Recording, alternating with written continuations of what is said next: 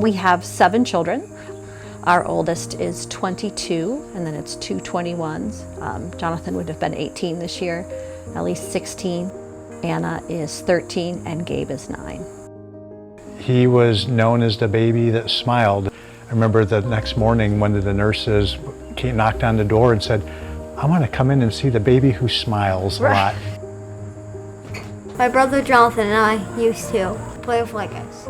My brother Jonathan, he was really kind. He never really yelled at anyone. And he was always, had a jokes crack. It was always actually funny. We first noticed something was wrong. It was late July. We all came home, he sat down, and I noticed his leg was looked swollen, and we started talking about it, and we went to the emergency room at night because wow, this is really, doesn't look right. I believe they diagnosed him that Thursday. It wasn't even a full week. And then he actually started treatment, had the port put in and everything else, I think August 17th, because it was our anniversary. And that's how we started the 10 months of Ewing sarcoma treatment. The first time we heard his diagnosis and that he had cancer, we were just in disbelief. I mean, it was a shock. The next big shock was that the treatment that they were describing to us was something they had been doing since around the 1980s and has only had small changes in all those decades between then and now. And it was just shocking that we started asking those questions, like, well, why? I mean, we know there's lots of cancer research going on. You see it advertised everywhere, but we had no idea that it was all adult cancer research. And so, that's when we started learning about CancerFree Kids as Jonathan went through this journey. We knew how important the mission of CancerFree Kids is because of the lack of research support that is out there for children. Other kids have cancer, and your child has that chance to get it, but I think in our hearts you always think it'll be somebody else. He alternated between 5 straight days of chemo every 2 weeks with a 3-day, then 3 days of chemo. So basically every 2 to 3 weeks he had chemo, and then in between there you stopped and had the big surgery to remove it, because they usually try to remove the tumor if it's possible with Ewing sarcoma. And then the last was his Ewing sarcoma was stage 4, so it had also moved into his lungs, which is kind of the scary part with Ewing's. They did the bone marrow transplant. So what they did is they did a high dose chemo, like really wipes you completely out, and then they give you your own stem cells back to recover. And he was very, very sick. Went to the PICU a couple times, but he did recover. He had been released from the bone marrow transplant unit June of 2019, and by August 2019 he had observed another tumor. And so then we were down to just experimental treatments, and we did one, I believe, in September, and that didn't work. And about January we tried one more chemo, and then it was just determined the cancer just basically started ravaging his body. And at that point it was we basically stayed in the hospital for his last 7 weeks. He was in the hospital that pass. January of 2020. He got a pass and was transported by the hospital to night for the fight. I remember sitting there at night for the fight, and you're watching all these kids, who are healthy, and you're watching him, and it was surreal to just. But on the other hand, it was exciting to think how much money they'd raised and how it will make a difference, for other families. Jonathan loved CancerFree Kids and going to events like Night for a Fight and Dinner of the Champions.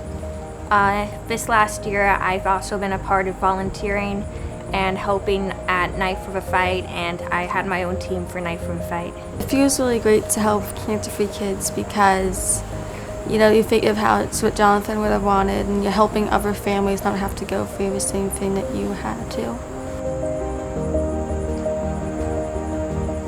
I was 13 years old, and I found a bump on my leg when I was shaving in the shower one day, and thought it was a little weird that it had just appeared, and I had never noticed it before. So told my parents, we went to the pediatrician, assured us it was nothing, but we did end up having it removed at Children's eventually, and when the pathology report came back, as inconclusive, that's when we kind of knew something was up.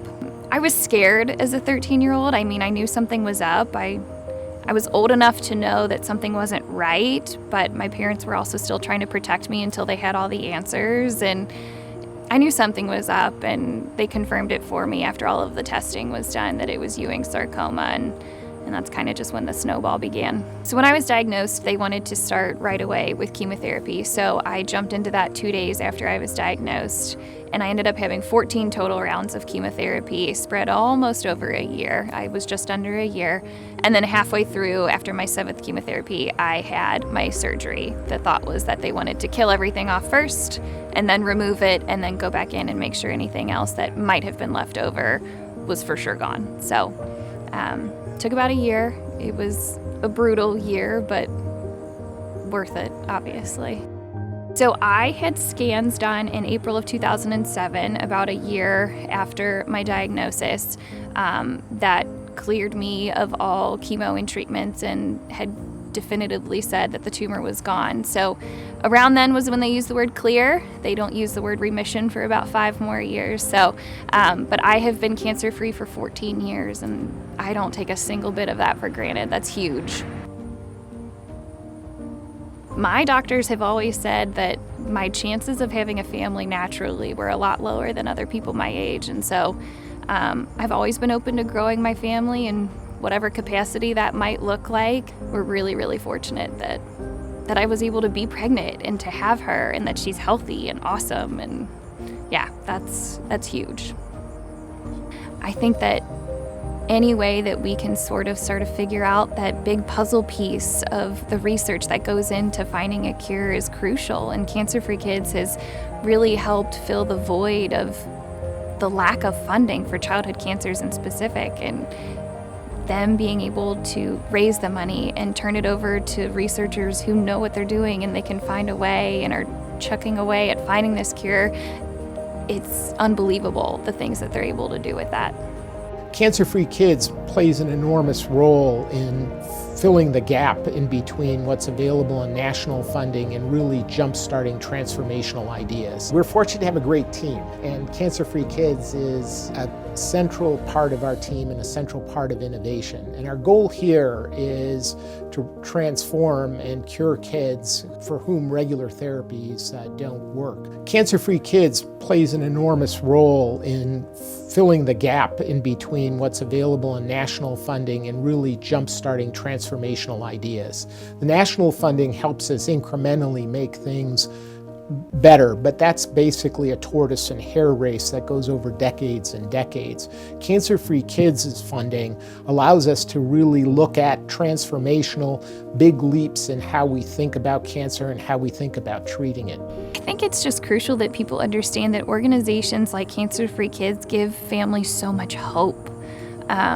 To know that there's people out there working towards this goal, to know that they're seen and that their story is being shared and told, that's crucial for people emotionally to just have that support and have that foundation to kind of lean on. The main thing about Cancer-Free Kids is we're not just helping families get through cancer.